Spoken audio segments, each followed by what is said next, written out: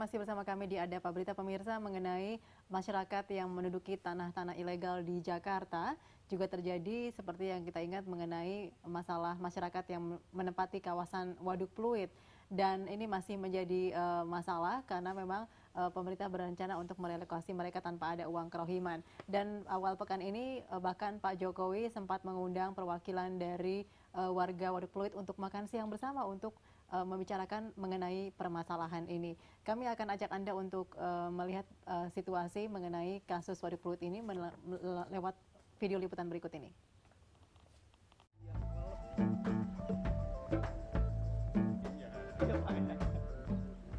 Penolakan relokasi yang terus dilakukan warga sekitar Waduk Pluit, Jakarta Utara tidak menyurutkan langkah dari pemerintah Provinsi DKI Jakarta melaksanakan normalisasi. Apapun yang dihadapi Gubernur DKI Jakarta Joko Widodo memastikan proyek penanggulangan banjir tersebut tetap berjalan. Mantan Wali Kota Surakarta tersebut sempat mengatakan kendala paling signifikan yang ditemui pihaknya di lapangan yakni terdapat banyak kelompok warga di sekitar Waduk Pluit yang melakukan penolakan relokasi tersebut. Terlebih masing-masing kelompok memiliki tuntutan yang berbeda. Jokowi mengaku kesulitan menghadapi tuntutan warga. Menurutnya perbedaan tersebut harus dijembatani oleh pendekatan yang berbeda pula. Jokowi pun tidak memastikan hingga kapan waktu yang dibutuhkan pemerintah Provinsi DKI mengakomodasi sejumlah tuntutan tersebut. Soal permintaan ganti rugi oleh warga untuk kesekian kali, Jokowi menegaskan tidak ada anggaran untuk hal tersebut. Jokowi mengatakan tanah yang ditempati warga merupakan tanah negara.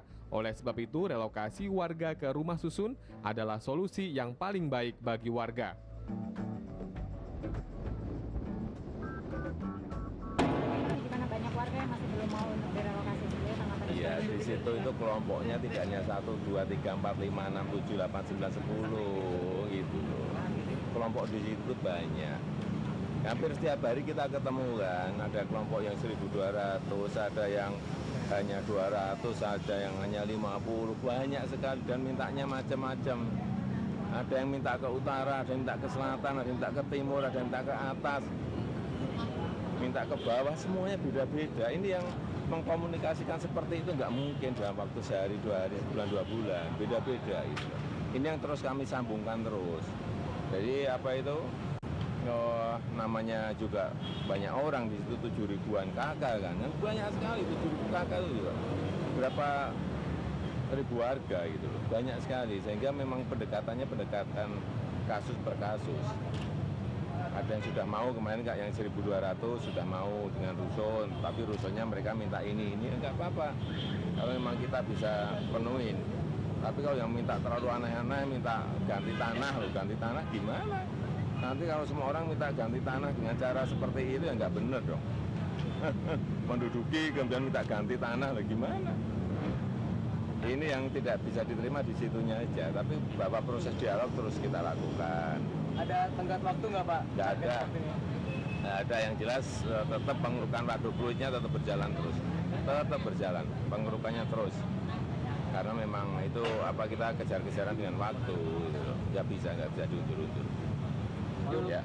Jadi walaupun ada penolakan tetap jalan terus ya Pak? Apanya? Walaupun ada penolakan tetap jalan ya?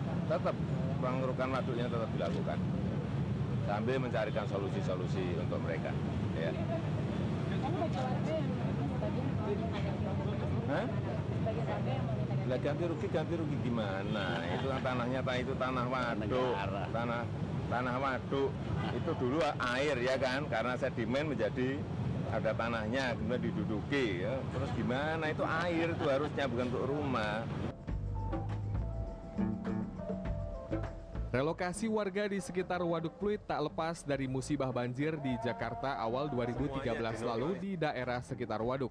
Setelah ditelisik, banjir disebabkan penyempitan waduk yang semula seluas 80 hektar menyusut jadi 60 hektar lantaran banyaknya pemukiman warga sekitar. Ade Chandra, JAK TV.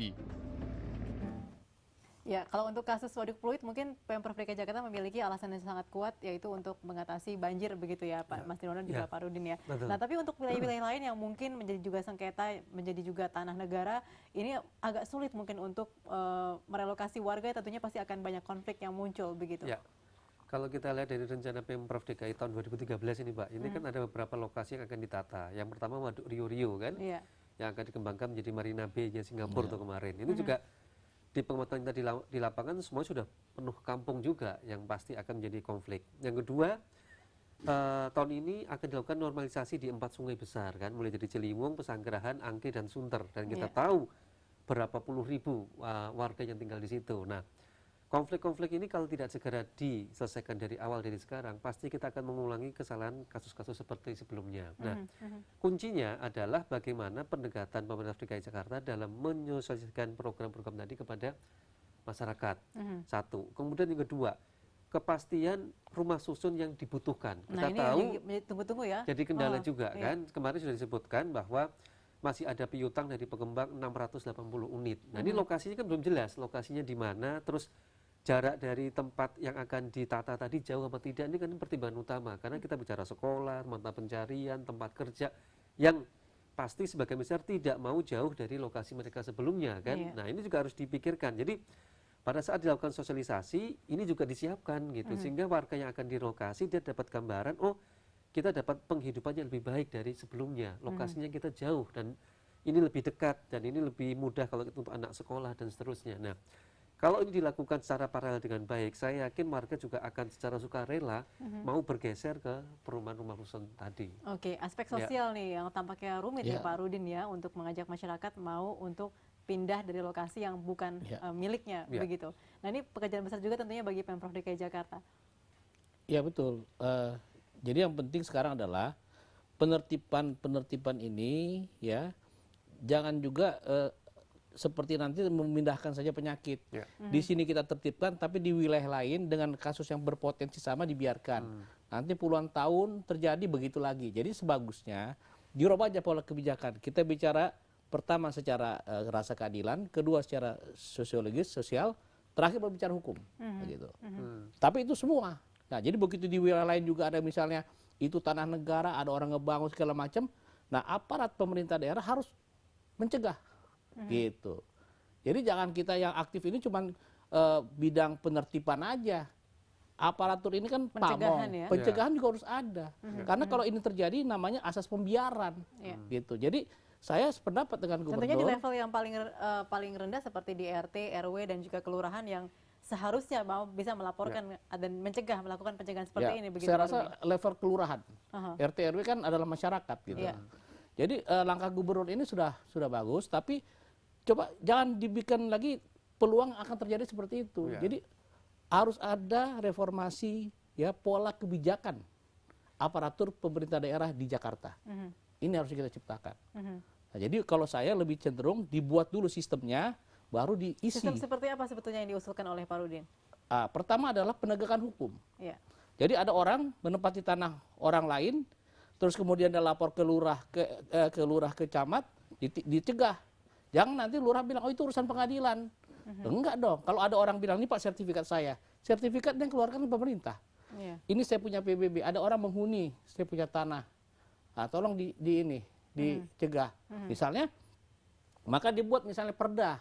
Karena gini, perda kita banyak.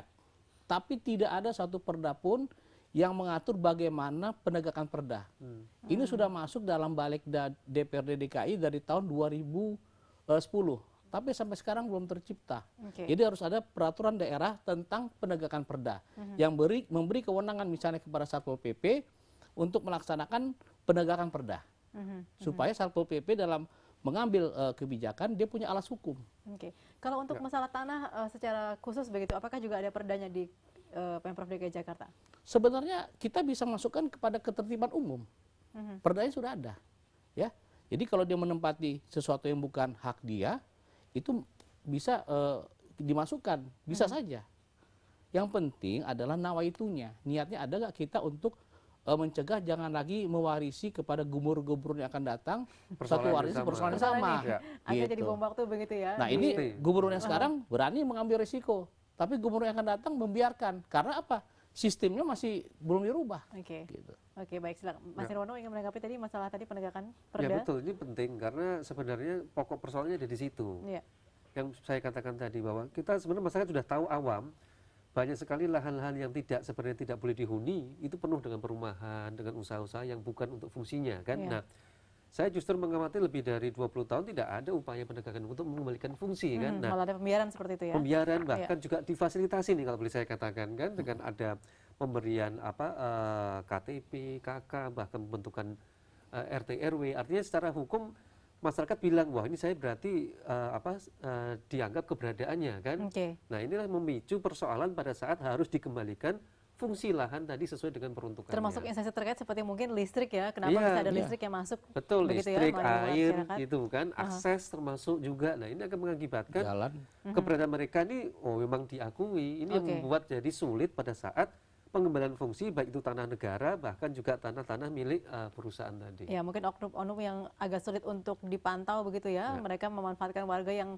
juga dalam posisi terjepit. Akhirnya Betul. seperti pengakuan warga di kawasan Kampung Srikandi, mereka mengatakan mereka diurus oleh calo untuk masalah PBB-nya Ya, begitu ya. ya, Karena sebetulnya betul. mereka nggak memiliki surat PBB, tapi mereka membeli dari calo seperti Ya, itu. Ini betul. sangat disayangkan sekali. Kami masih akan kembali bersama Anda untuk perbincangan ini. Silakan jika nanti Anda ingin berpartisipasi bersama kami untuk menghubungi kami di nomor telepon 021 5155 111. Setelah informasi pariwara berikut, kami akan kembali bersama Anda.